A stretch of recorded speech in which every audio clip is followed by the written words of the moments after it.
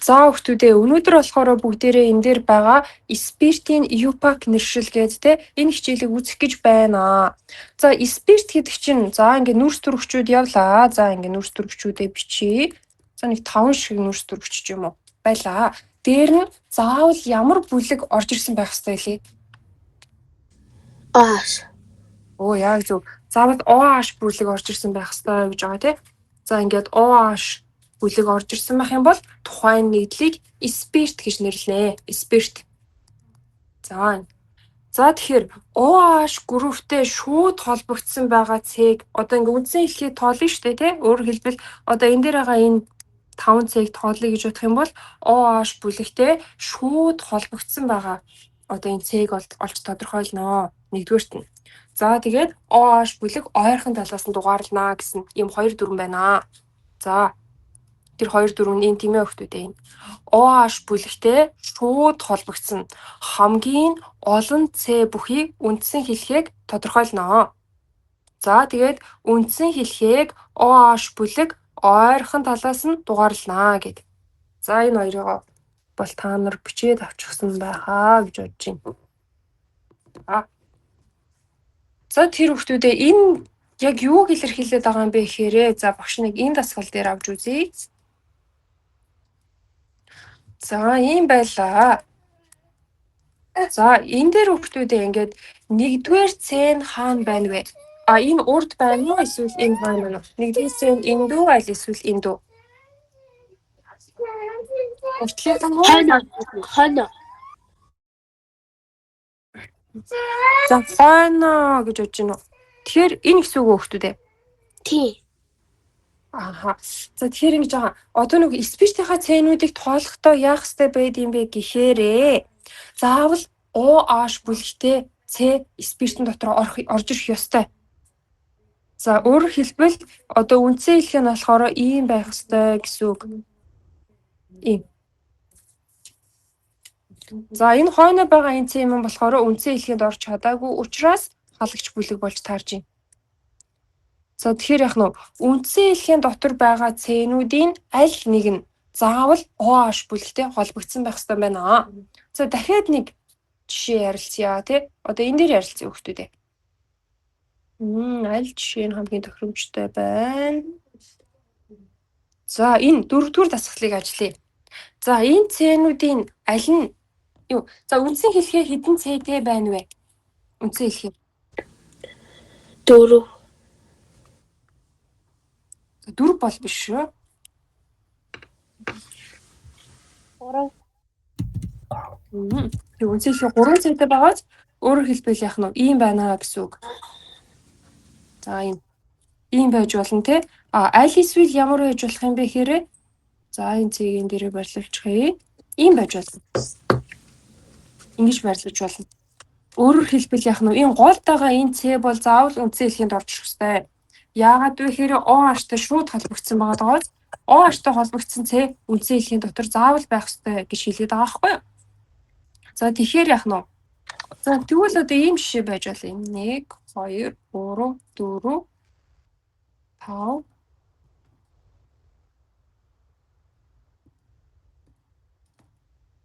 За одоо энд үндсэн хэлхий хэдэн С-тэй байна вэ?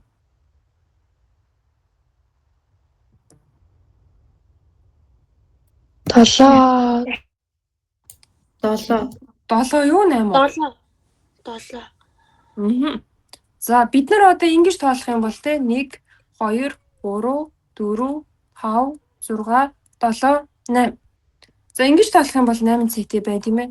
За ингэж тоолох юм бол 1 2 3 4 5 6. Тийм байна. 4 5 6 7 тийм. За тэр 7 нь 8 нь. 7. 7 тийм. Яагаад 7 нэлээ? Үндсэн хэлхий. Яг зөв. Үндсэн хэлхийний аль нэг цэн OH-тай холбогдсон байх ёстой тий. Одоо бид нар за багш нь одоо ингээ улаанаар дугуйлчих. За энэ 8 С ч юм болохоор яагаад үндсэн хэлхий болж болохгүй байгаа байлээ? аль нэг цэн OH-тай холбогдоогүй болохоор. Яа зөв. Тэ аль нэг зэн ооштой холбогдсон байх хэрэгтэй байна шүү дээ. За тэгэхээр хүүхдүүдээ энэ хоёр дүрмийг л ойлгочиход ерөнхийдөө өнөөдрийн хичээлэл болцоход байгаа юм те.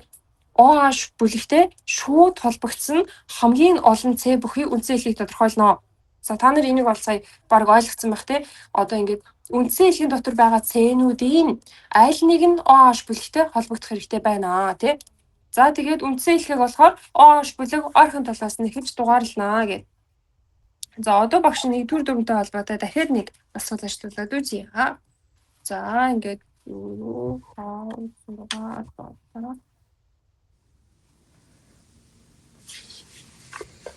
за ийм нөхцөлд үндсэн хэлхээ хэдэн С-тэй байх вэ?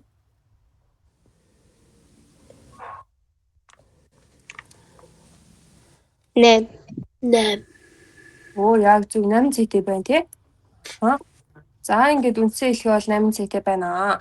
За үндсэн хэлхийг байна шүү дээ. Ингээ хойноос нь 1 2 гэж дугаарлах уу эсвэл урдаас нь 1 2 гэх мэтээр дугаарлаа явах уу? Урдаас нь. Өө зөв. Урдаас нь дугаарлаж байгаа шалтгаан нь юу вэ хүүхдүүдээ? Яг зөв. OH бүлэг ойрхон талаас нь дугаарлаад байна тий. За тэгвэл хүүхдүүд минь энэхүү нэгдлийг юу гэж нэрлэх вэ? За нэг ийм халагч бүлэг ороод ирж байна. Энэ халагчийг юу гэж нэрлэдэг вэ? 3 ширхэгцээтэй халагч үү шүү дээ. За энэ 1 С-тэй халагч байх юм бол метил те. 2 С-тэй халагч байх юм бол зөв. 3 С-тэй байх юм бол пропил. Сайн байна. За 3 С-тэй халагчийг пропил гэж нэрлэнэ тийм ээ. За хүүхдүүдийн 3 С-ийн болохоор нэг иймэрхүү маягаар те ингэж байрлаж явах юм бол изопропил гэж нэрлэнэ халагчигаа. Харин 4 С-тэй байх юм бол юу гэж нэрлэх юм бол хүүхдүүдээ? 4 С-тэй халагчийг 4 С-тэй халагч.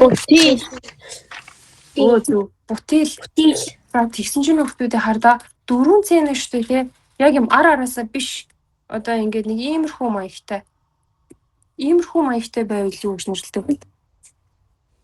Изобутил. Изобутил те. Ингээд дотроо ингээд нэг салбарлчихсан байгааз изобутил. За тэгвэл манай энэ нэгдүгээр дасгалын жихэн одоо үндсэн нэршил нь юу вэ? Хэд дээр байгаа л халагч маань? Халагч 4.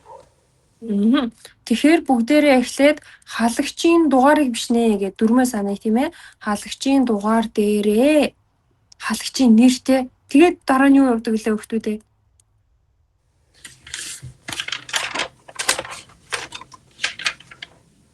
Дараа нь үндсэн хэлхээний нэр.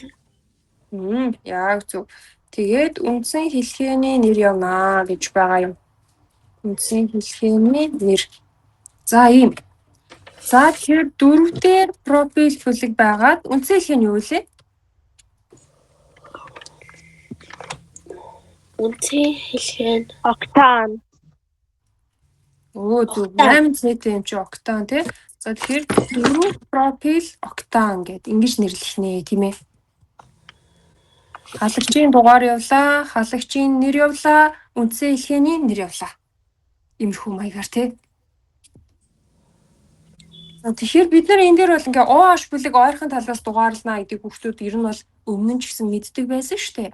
Бидний өнөөдөр шинээр мэдж авч байгаа зүйл нь яг нь спиртэнд тийм ээ. Спиртийн одоо саяны эхний үндсэн дүрмийгаа юу гэж хэлвэл ойлгомжтой байна хүүхдүүдээ. За спиртийн үндсэн хэлхээ дахь С-нүүдийн тийм ээ. С-нүүдийн аль нэг нь заавал ямар бүлэгтэй холбогдсон байх ёстой вэ хүүхдүүдээ? OH. Гидроксил. Яг зөв. OH буюу гидроксил. OH буюу гидроксил гэдэг бүлэгтэй холбогдсон байх хэрэгтэй тий. Бүлэгтэй холбогдсон байх хэрэгтэй.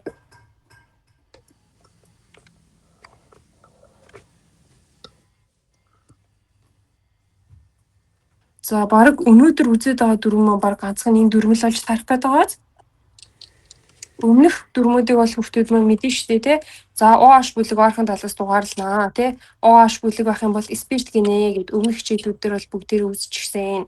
Өнөөдөр бид нарын үзэж байгаа гол дүрм нь бол энэ дүрм байх нэ.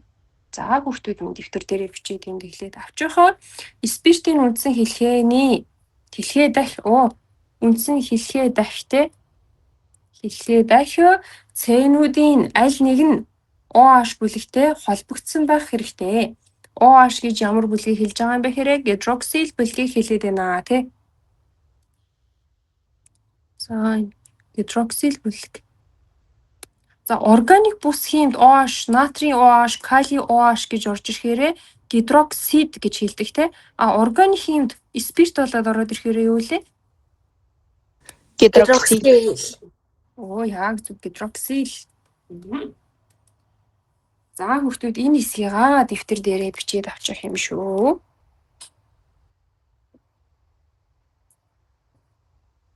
OH бүлэгтэй шууд холбогдсон байх хэрэгтэй гэдэг. Багшнаас сая ярийн дундаа бичсэн чинь нэлийн дутуу биччихсэн байх шүү тий. Спиртийн үндсэн хэлхээ дах цэнүүдийн аль нэг нь OH бүлэгтэй шууд холбогдсон байх хэрэгтэй тий.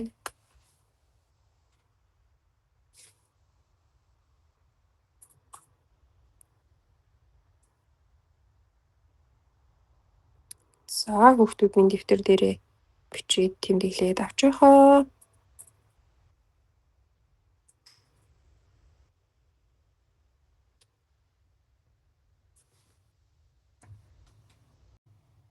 За рекордо нээжлээ. За тэгэхээр хүүхдүүдээ одоо багштайгаа цуг энэ дөрвөн дасгалыг ажиллацгаая. Эхний дасгал үндсэн хэлхээ хэдэн цэнэтэй байгаад байна? Бутанол. Тийм бутанол тий. За бутанолын тэр одоо ийм дөрвөн цэг урдаас нь тоолох юм уу хойноос нь тоолох юм уу? Хойноос нь. Хойноос нь за 1 2 3 4. За хэддүгээр C дээр тэр оолн байгаад энэ хүүхдүүдээ. Оолн гинэ OH нь. Тэгэхээр шүү дээ тий. 1 бутанол. Одоо нэг халагчийн дугаарыг төрүүлж заана гэдэг шиг тий. OH бүлгийнхаа хэддүгээр C дээр байгааг нь төрүүлээд заагаад өгч байгааз. За дараагийн 2 дугаар нөхцөлд. За OH бүлэг хэддүгээр C дээр байна? 2 уу 3 уу? 2 дээр те 1 2 OH бүлэг ойрхон талаас дугаарлана гэдгийг дөрмийн дагуу явж байна те. OH бүлгийг ойрхон талаас дугаарлаж байна. За юу гэж нэрлэх вэ? 2 метил пропанол. Үгүй бутанол шүү дээ. Бутанол. Хэд бутанол? Яга бутанол гэж байгаа юм бэхэр үндсэн хэлхээ 4 цэтэй байна. Тэр 4 цэгийн аль нэг нь OH-тай холбогдсон байна тий. Зүг байна. Үндсэн хэлхийн аль нэг цэг нь OH-тай холбогдсон байх ёстой шүү дээ. Холбогдчихсон. Тэгэхээр үндсэн хэлхээ 4 цэтэй. За OH бүлгийн хэддүгээр цэ дээр Багш саяных 3 байсан байна. За энэ тэр OH бүлгийн хэддүгээр цэ дээр байна хүүхдүүд ээ? 2. 2 бутанол ингээл боллоо. Тийм учраас тий. Үндсэн хэлхээ 4 цэтэй аль нэг цэтэй нь OH холбогдсон байна. Тэгэхээр 4 цэтэй байх юм бол бутан тий. Тэгээ OH-тай холбогдчихсан байгаа болохоор бутанол. Бутанол яах нь вэ? OH нь 2 дугаар цэ дээр байгаа болохоор 2 бутанол. 1 дугаар цэ дээр байх юм бол 1 бутанол гэдэг.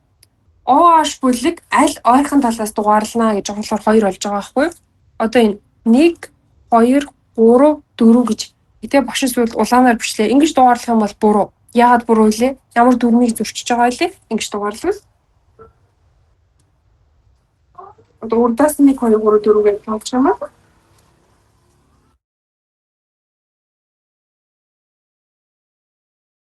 OH холт шүү. Яг зөв. OH холтчих шүү дээ тий. OH бүлгийг ойрхон талаас нь дугаарлана гэж байгаа. Өнөөдөр чи ерөөсөө бид нарт хоёрхан л дүрм яриад байгаа шүү дээ.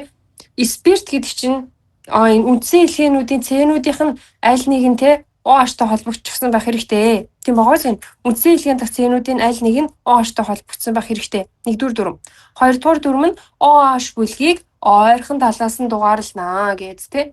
Хоёрхон л дүрм үзээд байна. За. Одоо юу жихэн 3 дугаар жишээ сая хин нэрлэж байв нэгэн зөв нэрлсэн тэ. За 3 дугаар жишээн дээр үндсэн хэлхээ хэдэн цайтай вэ? 3. 3 цайтай. За нэгдүгээр цай нь хаана нөхдөд урдаа байна уу хойноо байна уу? Хойно. Энийг одоо хойноо гэж яриад байгаа тий. За энэ метил гэдэг халагч бүлэг байна. За тэгэхээр эхлээд халагчийг дугаарлан тий. За халагч хэддүгээр цай дээр байна? Халагч 2. 2 метил. Тийм үү тий. 2 дээр метил байна. За тэгээд эн чинь өөрөө хэд пропанол илээ? 2 метил пропанол. Пропанолын OH нь хэддүгээр цай дээр байгаа бичиж үгэн тий. 2 метил 1 пропанол. За иймэрхүү маягаар. Гэхдээ яг нэг гэдгийг энэ тохиолдолд бичихгүй байж бас болно хүмүүстэй. Яагаад бичихгүй байж болох вэ? Пропанол ч бас нэг өөр юм онцлогтой тий. Ямар онцлогтой байна? Пропанолын онцлог нь угасаал нийт 2 дээр байж байгаа. За 2 метил 1 пропанол юм байна шүү хүмүүс. 2 метил 2 пропанол гэж бас байж болох гэдэг шүү дээ. За дараагийнх нь дөрөвдүгээр нийтлийг юу гэж нэрлэх юм бэ?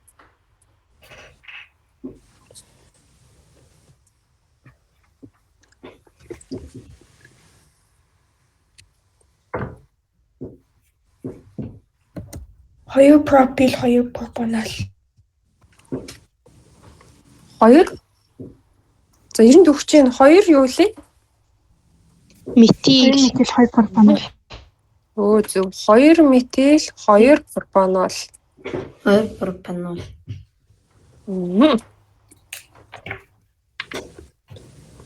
За нэг иймэрхүү маягаар бол нэрлждэг байна. За одоо бүгдээрээ 5 дугаар дасгалыг ажиллаад үзье. За ингээд 1 2 ийм байснаа энэ дээр ингээд CH2 энд CH3. За энэ дээр CH3 энд OH. За энэ дээр CH3. Ийм байвал яаж нэрлэх юм бол за та нар эхний дөрвийгөө бичиж тэмдэглээд авчих хэрэгтэй. Тэрний дараа бүгдээрээ тэр 5 дугаар дасгалыг ярилцъя. За эхний 4 дасгалаа дэвтэр дээрээ тэмдэглэж аваад тэгээ багшаас асууж тодруулах зүйлс байж болно шүү дээ тий. Тодруулах зүйл ах юм бол тодруулж аваад за тэгээ 5 6 7 8 дугаар дасгал руугаа орноо.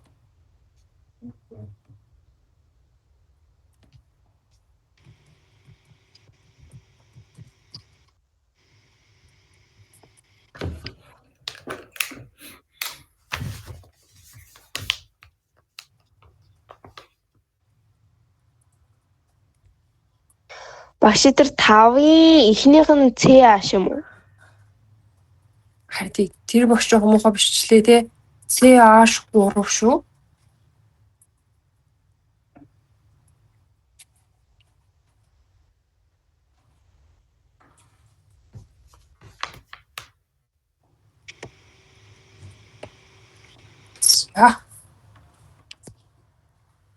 За ингийн ерөөсөө багш нь ингээд та нараар өөрсдөө нэрлэх боломж олохгүйгээр шууд нэрлээд яваад байх юм бол бас жоохон уйтгартай шүү дээ. Тэгэхээр та нар эхний 4 дасгалаа тэмдэглэж авчгаад 5 6 7 8 дугаар дасгалыг өөрсдөө бичээд нэрлээд үзэх үү эхний ээлжинд. Тэгээд та нарыг тэмдэглэж дэвтэр дээрээ бичсний дараа ярилцъя тий. Тэгээ. За. Одоо ч ихээр ингээд.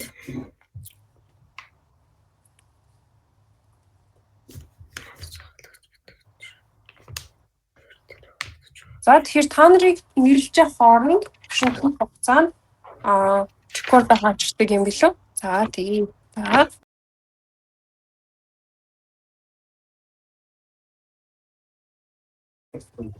За За хүүхдүүдээ одоо бүгдээрээ нэрлэлцгээе. 5 дугаар нэгдлийг юу гэж нэрлсэн бэ? 5. За. Амгалан явуулсан байна. 4 метил 2 бутанол. Номын эрд нь 2 метил 2 бутанол гэсэн байна тий. 4 метил 2 бутанол нь юм уу? 2 метил 2 бутанол нь юм уу?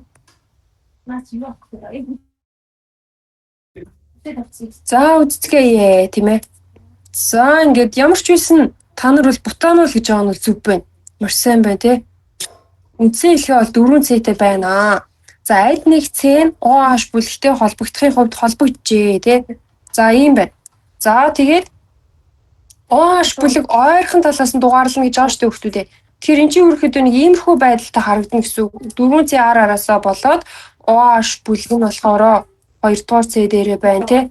Дахиад энд болохоор CH3 бүлэг 2 дугаар C дээрээс байна гэсэн үг. За тэгэхээр OH бүлэг ойрхон талаас дугаарлана гэхээр чинь урдаас нь уу хойноос нь уу?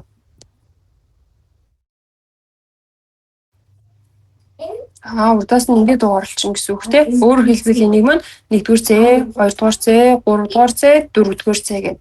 За тэгээ 2-р C дээр метил бүлэг байна. Хүүхдүүд бол 2 метил гэж зөв бичсэн байна тий. 2 метил 2 бутанол гэдэг хариултал зөв байна. 2 метил 2 бутанол.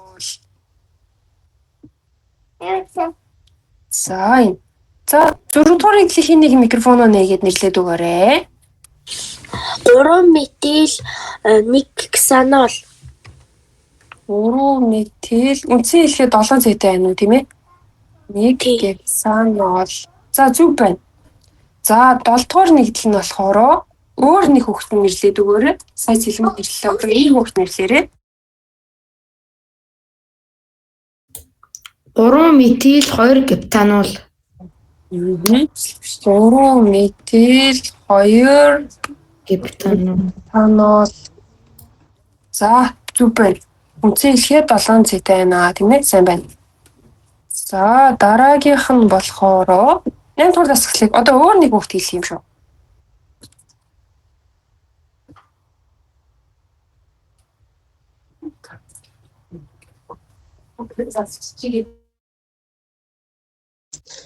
Гурван метил 3 пентанол.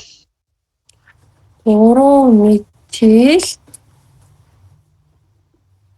3 пентанол. Зүг байна. Яг үнэ. OH бүлэг чинь 3 дугаар C дээр шүү дээ. За сайн байна. Иймэрхүү маягаар ингээд нэрлээд явуучих нь байна шүү дээ. За багш нь одоо та нарт дахиад өөрсдөө ажиллах дасгал өгье. За одоо 9 дугаар дасгал байна тий. За 9-өөс эхлүүлээд. За CH3OH байвал юу гэж нэрлэх юм бэ тий? Маш олон дасгал өгье. За CH3, CH2, OH. Ийм байвал юу гэж нэрлэх юм бэ? За CH3, CH2, OH. За дахиад энэ CH2 гэсэн байна. CH2, OH. За ийм байвал юу гэж нэрлэх вэ? Дараа нь ингээд CH3, CH, CH3, OH ишээ ирлээ тийм.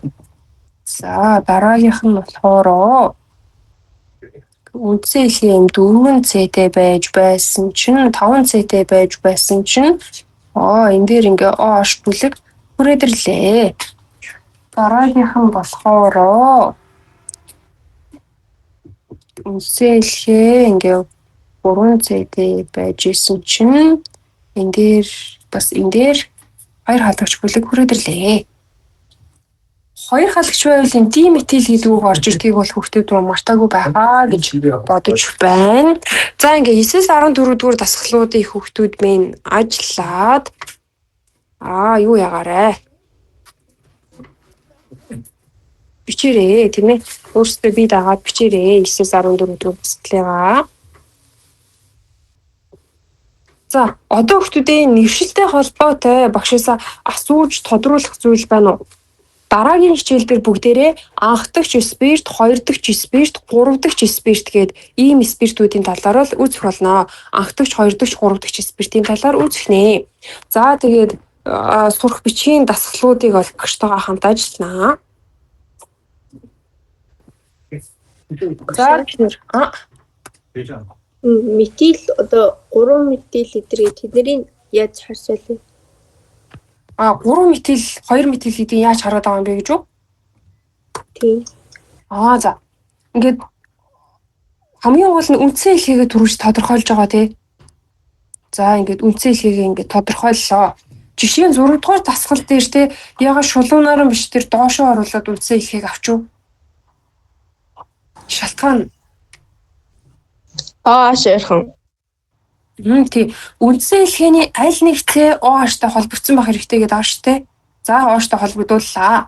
За тэгээд OH ойрхон талаас нь дугаарлаж байна тий. 1-р цэ, 2-р цэ, 3-р цэ гэдэг. Тэгээд нөгөө метил гэдэг бүлэг байгаач одоо энэ дээр байгаа.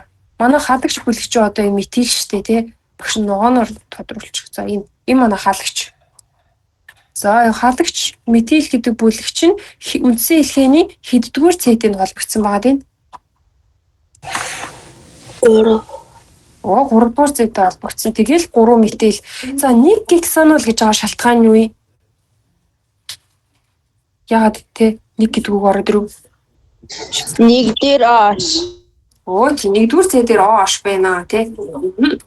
За тэрнтэй холбоотой. Ерөнхийдөө хүмүүстэй ингээл халагч бүлгийнхаа байрлалыг те. За энд бол ингээд 1-р цэ, 2-р цэ, 3-р цэ, 4, 5, 6, 7 гэд үндсэн хэлхийгээ тодруулаад өгчих юм бол маш амархан харагддаг шүү. Одоо ингэвэл та нарт арай нэг ондоо ойлгомжтой харагдаж байгаа бах те. Үндсэн хэлхийд 7 цэ те. За манай халагч хэддүгээр цэ дээр нь байгаа тийм? 7 дээр. 7 дугаар дасгал дээр. 3 дугаар цэ дээр байгаа сте те. Цэгийг халагч нь эхлээд халагчаа нэрлэнэ. Дараа нь үндсэн хэлхийгээ нэрлэнэ те. 2 гептанол гэж байгаа шалтгаан нь юу вэ? Энэ хэлээд өгөөрэй. 2 гептанол гэж байгаа шалтгаан нь юу? За төвшин хариултад өгөөрэй. 7 дугаар дасгал дээр яагаад 2 гептанол болчих вэ? Шүү. 2 дугаар бүлэг дээр OH шүү байгаа. Харин 7 C-гаар гептан. Яг зөв тийм. 7 цай байх юм бол гептан л байд юм аа тий. Тэгээ OH бүлэг ороод ирэх чинь ямар төгсгөл авдаг вүлээ? Ол. Ол төгсгөл авж гинэ. Тэр оол нь хэддүгээр цай дээр байгаа юм бэ? 2. Тэгээ 2 гептан бол ер нь бол 2 гептанол гэдэг чинь үндсэн хэлхээний нэр шүү дээ тий. За эхлээд үндсэн хэлхээ. Нөгөө хүмүүс гэртээ зочин ирэхээр зочноо ингээ хүнд тэгэхээр та дэшээ суу, та хоол гэдгээл ингээл зочиндоо төрүүлж хийж өгöd гэдэг шүү дээ тий. Тэр шиг яах нь эхлээд халагч бүлгийг хүндэтгдэг. За халагч бүлэг гэдэг чинь ер нь бол ингээ хажуугийн хэлхээнээс орж ирсэн зочин шиг гэж үзэж байгаа хань шүү дээ. За эхлээд халагч бүлгээ нэрлэнэ. Дараа нь үндсэн хэлхийг нэрлэнэ. Иймэрхүү зарчмаар бол явдаг байх нь шүү дээ. Нэрлэхтэй. Энэ 9-14 хүртэл ажиллаад уу? За дууссан хүмүүс багш руугаа класс руу мөрөө илгэнэ. За өнөөдрийнхөө рекордыг энэ дээр зогсоочихъя.